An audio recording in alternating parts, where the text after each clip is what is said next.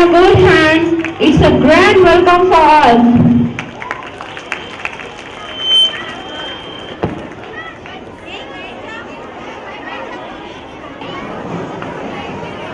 السلام عليكم ورحمة الله وبركاته. نحمده ونصلي على رسول الكريم. أما بعد فأعوذ بالله من الشيطان الرجيم. بسم الله الرحمن الرحيم. وما خلقت الجن والإنس إلا ليعبدون. رب اشرح لي صدري ويسر لي أمري واحلل عقدة من لساني يفقهوا قولي واجعل لي من أهلي هارون أخي أشكو به أذي وأشرك في أمري. رب زدني علما رب زدني علما سبحانك لا علم لنا إلا ما علمتنا إنك عليم الحكيم. محترم سامعین، عزیز ساتھیوں، پیارے بھائیوں اور پردہ نشین ماں اور بہنوں، آج جس موضوع کے ساتھ ہم آپ کے سامنے حاضر ہیں وہ موضوع ہے مقصد حیات. یعنی انسان دنیا میں بھیجا گیا ہے تو اس کی وجہ کیا ہے، اس کے پیچھے مقصد کیا ہے.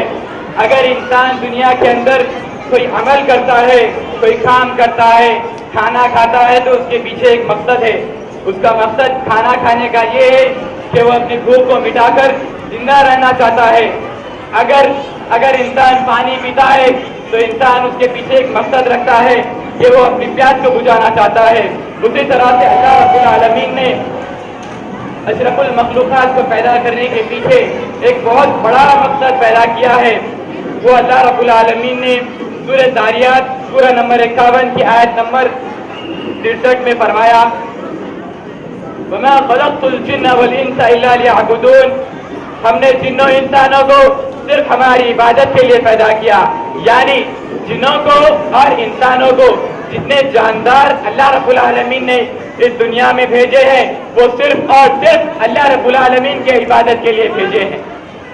اور جتنے انبیاء صلاۃ والسلام بھیجے گئے ہیں ان کا مقصد عظیم الشان مقصد یہ تھا کہ توحید کی دعوت کو عام کرنا، توحید کی دعوت کو عام کرنا.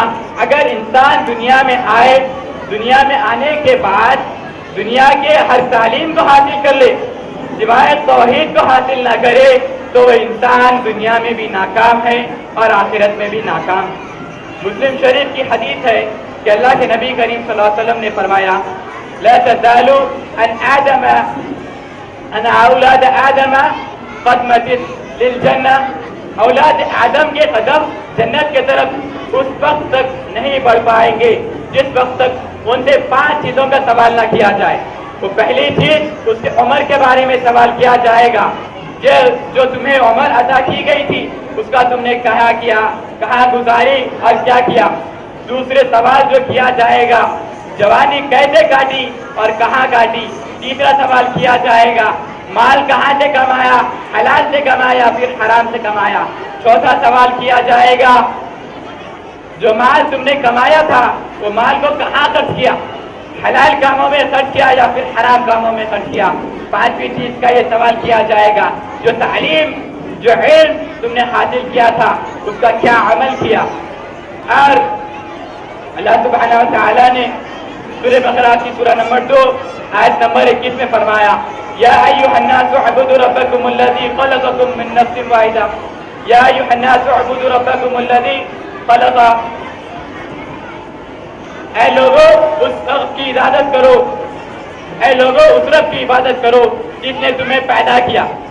یعنی اللہ رب العالمین نے انسانوں کو پیدا کیا اللہ کی عبادت کے لیے. اس کے علاوہ دنیا کے اندر انسانوں کو بھیجنے کا کوئی اور مقصد، کوئی عظیم مقصد نہیں ہے سوائے توحید کے اور سوائے عبادت کے. عبادت قبول ہونے کے 2 شرائط ہیں. پہلا مقصد یہ ہے، پہلا شرط یہ ہے کہ جو عبادت بندہ کر رہا ہے اس کے پیچھے یہ شرط 2 ہے کہ جو عبادت کر رہا ہے اس کے اندر اخلاص ہو. اخلاص کا مطلب یہ ہے کہ وہ صرف اور صرف اللہ رب العالمین کے لیے خالص عبادت کرے، نہ ریاکاری کرے نہ شرک کرے. اس کے بغیر عبادت قبول نہ کی جائے گی. اور دوسری شرط یہ ہے کہ جو عبادت وہ کر رہا ہے وہ عبادت صرف اور صرف اللہ تعالیٰ اور اللہ کے نبی کے بتائے ہوئے راستے پر ہو، جیسا کہ اللہ تعالیٰ نے سورہ احزاب سورہ نمبر 33 کی آیت نمبر 21 میں فرمایا، وَمَا آتَاكُمُ الرَّسُولُ، جو تمہیں ہم نے نبی کی زندگی کو تمہارے لیے نمونہ بنا کر پیش کیا ہے، یعنی اللہ کے نبی کو دنیا میں دو مقاصد کے ذریعے سے بھیجا گیا۔ پہلی تو توحید کی دعوت کو عام کرنا، اور اس آیت سے ہمیں معلوم ہوتا ہے کہ اللہ کے نبی کی زندگی ہمارے زندگیوں کے لیے ایک نمونہ ہے، ایک آئیڈیل ہے۔ اور اگر انسان کسی اور کی زندگی کو اپنے زندگی میں آئیڈیل بنا لے تو رب کعبہ بھی ختم ہے، وہ انسان نہ دنیا میں کامیاب ہوگا نہ آخرت میں کامیاب ہوگا۔ بقول شاعر، توحید کی امانت سینوں میں ہے ہمارے، توحید کی امانت سینوں میں ہے ہمارے، آتا نہیں مٹانا نام و نشاں ہمارا۔ توحید کے 3 اقسام ہیں، یعنی دنیا کے اندر 3 ٹائپس آف توحید ہے۔ پہلا توحید ربوبیت، توحید ربوبیت کا مطلب ہے جو کام اللہ رب العالمین کرتا ہے، پہلی عظیم الشان جو کام اللہ رب العالمین کا ہے، اس کے علاوہ کوئی اور نہیں کر سکتا، اس چیز کا علم رکھنا۔ پہلی وہ چیز ہے کہ اللہ نے ہم سب کو پیدا کیا، اللہ کے علاوہ کوئی اور ہم سب کو پیدا نہیں کر سکتا، اور اللہ تعالیٰ بارش برساتا ہے اور اس اناج کو پیدا کرتا ہے، اس کے علاوہ کوئی اور یہ کام کو، یہ عمل کو انجام نہیں دے سکتا۔ اس بات کا بھی علم رکھنا اور عمل رکھنا اور عقیدہ رکھنا۔ دوسری توحید کی اقسام یہ ہے توحید الوہیت، صرف اللہ رب العالمین کی عبادت کی جائے، چاہے وہ روزے کے ذریعے سے ہو، چاہے وہ کلمے کے ذریعے سے ہو، چاہے وہ نماز کے ذریعے سے ہو، چاہے وہ زکوٰۃ کے ذریعے سے ہو، چاہے وہ حج کے ذریعے سے ہو، وہ صرف اور صرف اللہ رب العالمین کے لیے خالص کرنا اور کسی کے لیے نہیں کرنا۔ اگر وہ کرے گا تو اس کے لیے اللہ رب العالمین فرماتے ہیں ان الشرک لظلم عظیم، بے شک شرک سب سے بڑا